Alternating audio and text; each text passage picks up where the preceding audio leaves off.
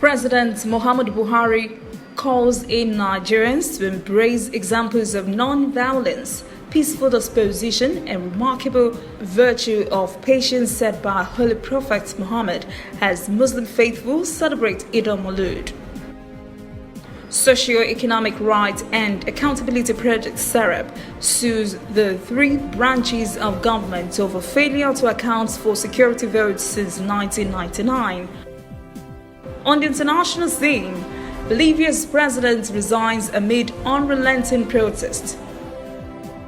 And in sport, Nigeria likely to host 2020 Under-20 Women's World Cup. This is ANN News. I am Olajumoke Olatunji. Muslim faithful across the country celebrate the Eid al-Maulud today, and leaders have been preaching a message of tolerance, peace, prayer, and progress in the country. In his message to the nation, President Muhammadu Buhari says Muslim faithful should follow the shining examples of non-violence, peaceful disposition, and remarkable virtues of patience that Holy Prophet Muhammad has set. A statement on the president's behalf by his spokesman, Malam Garba Shehu, in Abuja on Sunday, said Nigerians should practice the great virtues for which the Holy Prophet Muhammad is historically famous and revered. The president said violent extremism is the single biggest challenge facing the image of Islam today, which he said has been hijacked by a minority of misguided elements who use religion to cover up their criminal agenda. The president then wished the Muslim community a peaceful celebration and urged them to renew their resolve to promoting tolerance, love, harmony, and peaceful coexistence in the country.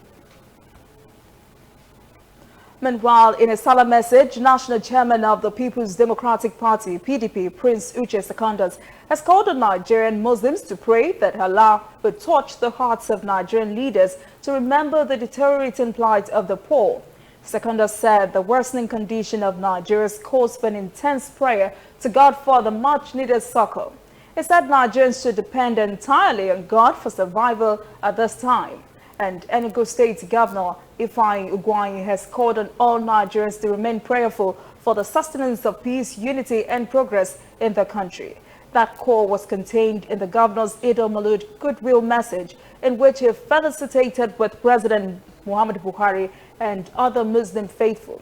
The governor stressed that the ultimate goal for the full realization of the dreams and aspirations of Nigeria's founding fathers would be achieved through collective faith in God and sustained prayers for peace, unity, and progress of the country.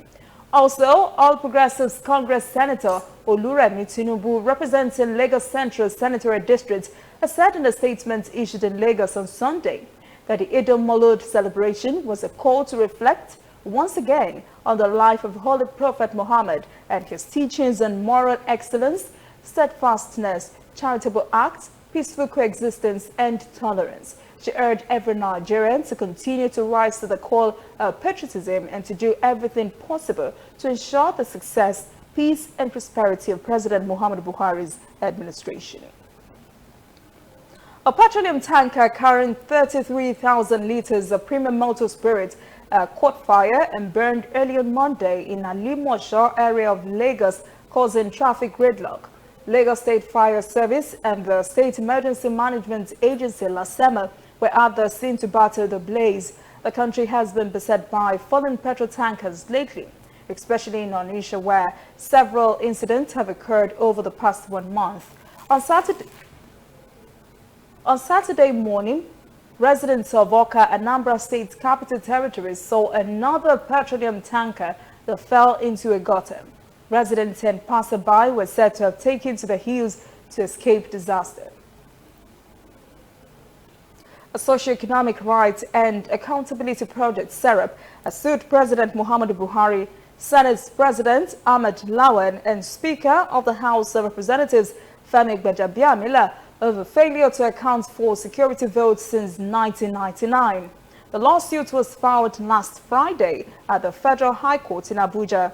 SERAP is asking the court to compel the disclosure of details of allocation, disbursement, and spending of security votes by the federal government, all state governors, and local governments since 1999. The suit followed Seraph's Freedom of Information request, and it's charged that the respondents have failed to account for more than 240 billion naira of public funds allocated, disbursed and spent yearly as security votes. Also being sued are Central Bank Governor Godwin Emefiele, Accountant General of the Federation Ahmed Idris, and Auditor General of the Federation Anthony Onyina. Serap says without transparency and accountability, the mismanagement and corruption in the allocation, disbursement and spending of security votes will continue with devastating consequences. No date has been fixed for the hearing of the lawsuit. China's northeastern industrial city of Ansha is hosting a group of 60 Nigerian electricians being trained there in comprehensive knowledge of power transmission and transformer technology, all part of a major electrical project with Nigeria that aims to advance Nigeria's access to stable electricity. Reporter Feng Gili has the story. Learning theories in the morning and practice skills in the afternoon. China's northeastern industrial city of Anshan recently hosted a group of 60 Nigerian electricians. They're receiving comprehensive knowledge of power transmission and transformer manufacturing from a local Chinese company. It's all part of a major electrical project with Nigeria that aims to advance its access to stable electricity. We have generation, but we don't have good transmission and distribution. We are optimistic that by the time we get back to Nigeria, we will replicate what we have seen here. It's not the first time that the African country has sought a breakthrough. Zaki says they used to buy and install foreign equipment until they realized the need to make and maintain their own. That has also brought new opportunities for Huaye, the Chinese company that has vast experience in electrical engineering in Africa. We started to go global over the past decade, especially with the Belt and Road. We have done a lot of business with Africa, but we felt we were giving a man a fish and only feeding him only for a day.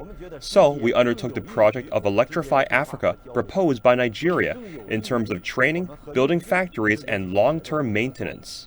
What Huaye has offered is not just a comfortable environment that makes its Nigerian friends feel at home, but also a professional team, an open mind and a detailed schedule that allows the engineers to efficiently get what they need. In the most recent test, nearly all the trainees got good marks. They told us that they will be expected to guide more experts to further electrify their country back in Nigeria, so they have to work hard. Such a positive outcome is mutual. Chinese engineers at Huaye now understand more about the specific needs of the African market. That will help them create an energy system that can better withstand variations in special weather conditions. We work together towards the same goal. We only do what the other side thinks is appropriate, which creates the best collaboration. Our country calls to respect the choice of the African people on their own affairs. So our project with our African brothers has no ideological additional provisions. We only talk about technology, science, industrial development, and how it can help benefit African people. While the Obama proposed Power Africa initiative is reported to be making slow progress in the past years, the Nigerian experts are confident that working with China in the power sector will open a new chapter for their country. When you have stable electricity, you'll be able to sell it, transmit it to the engineering firms, steel company, chemical company, textile, food processing, SMEs, and the availability of stable electricity will boost the economic growth of Nigeria. And when you have job opportunities, poverty will sink. When the 6 months camp is over, the project will move on to the next stage to help form an electrical industrial cluster in Nigeria, and more Chinese companies are ready to take part in it. Both sides believe it will make a big difference, not only to Nigeria alone, but soon the whole continent, much of which is starved for electricity. Coming up, African stories, Zimbabwe sacks striking doctors. And later, international news, Bolivian president resigns amid protests. Dear mommy, you went out that night with the baby in your tummy. but you did not come back. The baby is very fine and she eats and sleeps a lot. Everyone says that you are in a better place, but I miss you so much. I keep asking them, where is the better place? But nobody answers me. Auntie Kemi just hugs me and says, go and play. Mommy, I miss you. Please, when are you coming home? I still do miss you, Mom. And in honor of your memory, I'm a doctor today working with the MTN Foundation to save mothers and children every day. Ending mother and child mortality in Nigeria is dear to us. We will keep strengthening this most important bond just for you. Welcome back. This is CNN News. Now to African stories. Guinea's Electoral Commission President Amadou Salif Kebe has announced on Saturday that the legislative elections, which have been delayed for months, will now take place in February. The Electoral Commission had said in September the election will hold in December. The opposition and its representatives on the commission had denounced what they call a ploy to help President Alpha Condé run for a third term in 2020. This new date has been announced at a time when Guinea is experiencing mass protests after a collective opposition parties, trade unions and civil society groups has vowed to block a possible third term bid by President Condé. The International Organization of La Francophonie had concluded that the December date was to be reconsidered. African countries are preparing for the reality that a hard Brexit could lead to increased risk aversion and reduced investor appetite for trade in the region. African Development Bank President Akinwumi Adesina said recently that AFDB might revise its economic growth projections for Africa if global trade conditions worsened. South Africa is a large recipient of British foreign direct investment in Africa. The country sees both uncertainties and opportunities in Brexit, whichever way it turns out. Reporter Sumitra Haidu has the story. The UK is South Africa's fourth largest trading partner. Exports to the UK since January this year totaled over $3 billion. Over 175,000 jobs have been created through this partnership.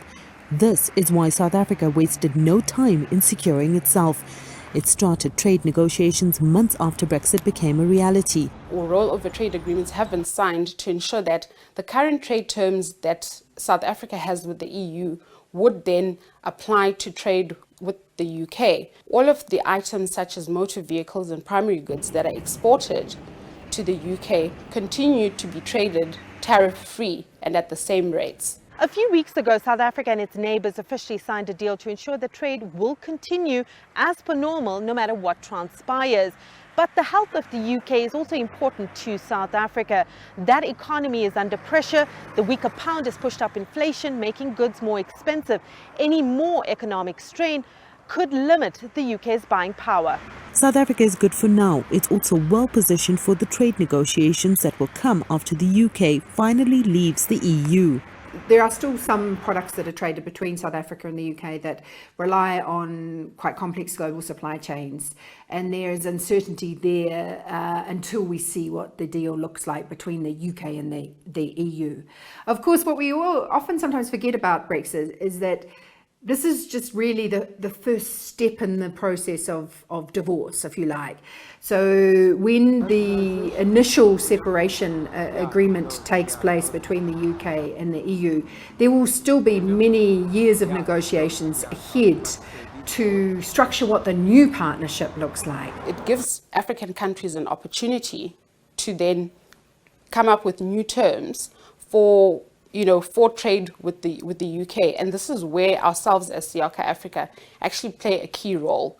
To match investors to the appropriate investments, we identify investments within the Africa space. If you look at the African economy, we're looking at a 1.25 billion population, which equates to about $3 trillion worth of potential trade that can actually happen.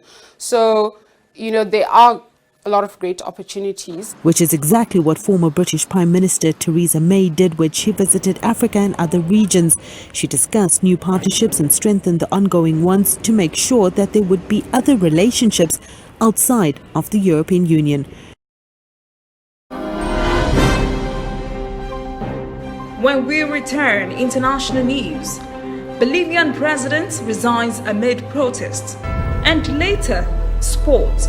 Nigeria likely to host 2020 Under-20 Women's World Cup. Welcome back. This is ANN News. On the international scene, Bolivian President Evo Morales has resigned after enormous pressure from the military and the public. His re-election victory has triggered weeks of protests claiming alleged electoral fraud. He decided to step down after a day of fast-moving developments in which the country's military chief went on national television to call on him to step down, even after he made an unaccepted offer to hold a new election. Auditors had found irregularities with the poll, but Morales called it witch hunting and a coup. He said he was leaving to help protect families of political allies whose homes were burned down. Morales was declared winner of the election in October. It would have been his fourth term in office. The country has experienced 18 days of intense protests that culminated in police mutinies in some of the country's main cities. His supporters say this was a coup. His detractors disagree, saying it was the end of tyranny. Spain's governing Socialist Party won the most seats in Sunday's election but fell short of a majority. Right-wing parties made major gains. The Conservative Popular Party was second, and far-right Vox doubled its seats to become the country's third most powerful party. This is Spain's fourth general elections in as many years. A previous vote in April ended with no clear majority, and the Socialists failed to form a coalition government. This time, the Socialist Party won 120 of the 350 seats. The PP has 88, up from 66 in the previous poll, while Vox had 52. Analysts say one of the main issues in Sunday's vote was the increasing tensions with Catalonia, Spain's semi-autonomous northeastern region, whose failed bid for independence in 2017 sparked the country's biggest political crisis in 40 years. Hong Kong still hasn't tasted peace as violent clashes broke out across the city following the police shooting of a demonstrator. The 5-month-old demonstrations have escalated in intensity. Police confirmed the live fire was used and that one man had been shot during confrontations with protesters. The incident was actually filmed and circulated on social media. A separate video that also went viral showed what appeared to be protesters dousing a man in liquid and then setting him on fire. Many businesses closed their doors, while companies including HSBC Bank and Deloitte released their staff early from work. During a press conference, Hong Kong's Chief Executive Carrie Lam condemned the violence in which 60 persons were injured. She said the escalating unrest was bringing Hong Kong to the brink of no return. She also said the government would not yield to protesters' demand. The China International Import Expo wrapped up its second edition on Sunday with even more fruitful results than the first year. The event showcased China's resolution to further open up and inject long-term energy for more sustained development of the world economy. Conclusion of one of China's biggest business events of the year. The total amount of prospective deals was $71.1 billion. That's 23% higher than in the first expo last year. Over 500,000 professional visitors came to the expo looking for deals and partnerships. The heightened interest is evident in how crowded the venues have been in the past few days. That's been encouraging for international companies looking to enter the Chinese market. In the past few days, we've had many buyers visiting our booth. Many expressed strong interest after trying our products. At first, we were not sure about the Chinese market, but after this experience, we immediately held a conference call with our Tokyo headquarters about accelerating our entry in the Chinese market. It's been very helpful to meet new potential customers of our products. We've signed 3 deals here at this CIIE, 2 with key retail supermarket distributors here in Shanghai, and one with a major meat wholesaler customer of ours in Beijing. And we're very excited. They're going to help support the growth of our business, both in our wholesale meat business and also in our retail pack business. And indeed, we have already signed some deals directly. And for us, it is very unusual because normally we don't sign deals directly in a fair. Some people who came who were in the business of baby, toy or lifestyle stores, and now they want to see if they can represent Moulin Rôti in their region or their city. And so this is exactly what we're looking for. And we managed to make beautiful deals for the further development and the expansion of our business here in China. We are present in China since 2017. And we are present in two major cities, in Beijing and Shanghai. But now, after these new deals that we have signed, now we can be much more confident to expand to other cities. Chinese companies have also benefited from the opportunity to import more high-quality products. The Henan Bonded Group, for example, signed 26 purchasing deals worth close to $460 million. From our observations in the past few years, we could see that we still lack imported goods, and on the other hand, we see many foreign companies having difficulties selling to China. So I think the Expo has provided a good platform for cross-border companies. The city of Shanghai is already gearing up for next year's Expo. The financial hub is home to the headquarters of many multinational companies and is an ideal destination for firms taking their first steps in the Chinese market. Naturally, the financial center is playing an important role in attracting prospective companies to the third Expo. This year, we are very happy to become a partner organization to the Import Expo to foster the entry of foreign firms. We have confirmed with the Lujiazhui management team that we are going to participate to the third exhibition to meet companies and to let our branding be known by Chinese companies and international companies as well. Up next, sport. Nigeria likely to host 2020 Under-20 Women's World Cup. Please stay with us. Welcome back. This is ANN News and Sport. Nigeria have emerged as favorites in Africa to host the first FIFA Under-20 Women's World Cup. FIFA inspection team led by Herakaj Jogan inspected facilities across the country in the proposed cities of Lagos, Benin City, Asaba and Uyo. No FIFA Women's World Cup has been staged in Africa, and Nigeria's Football Federation remains the only body on the continent keen to stage the event scheduled for July. Nigeria had previously hosted the Men's Under-20 World Cup in 1999 and the Under-17 version 10 years later. Adisabe Yoku is the new Secretary General of the Athletics Federation of Nigeria. Bayoku replaces Elijah Adamu, who was recalled after being indicted by the report of an advisory committee on Team Nigeria's poor performance at this year's IAAF World Athletics Championships. Bayoku led the Nigerian team to the 2001 World Athletic Championships in Edmonton, Canada. He had worked with the Nigeria Table Tennis Federation from 2002 to 2003 before moving to the Nigeria Rugby Football Federation as Secretary General in 2003. He also worked with the Nigeria Volleyball Federation and the Sports Ministry's headquarters in Abuja.